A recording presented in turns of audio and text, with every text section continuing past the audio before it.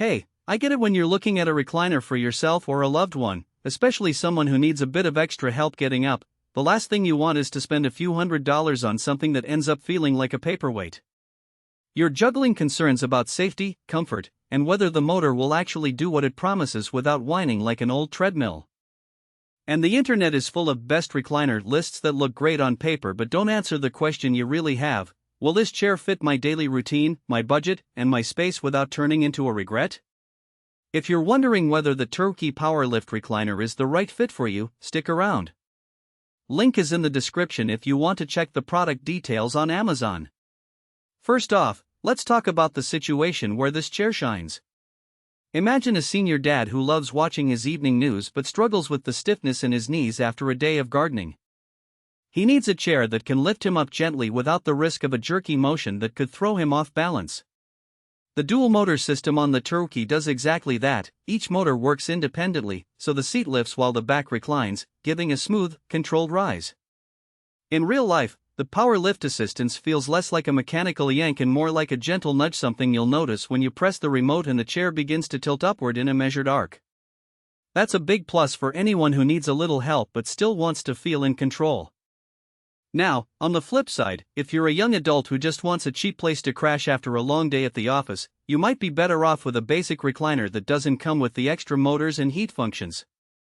The HTERWQEA is built with a breathable leather surface that attempts to combine the look of genuine leather with a bit of ventilation, but the material does have a slightly plasticky feel once you run your hand over it.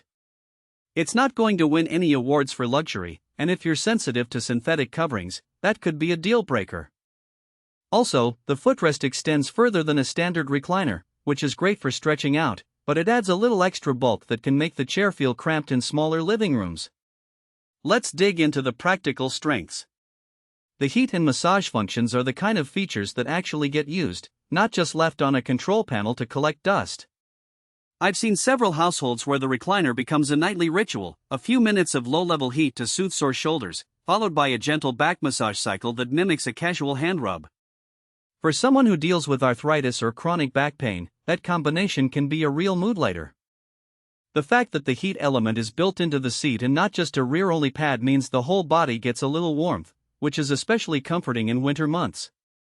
Another strong point is the lay-flat capability. While many recliners stop somewhere between 90 and 110 degrees, the HTERWQEA actually goes all the way to a near horizontal position, and the extended footrest slides out to give you a full-body stretch. This makes the chair useful not only for watching TV but also for short naps or reading a book without having to prop up a pillow.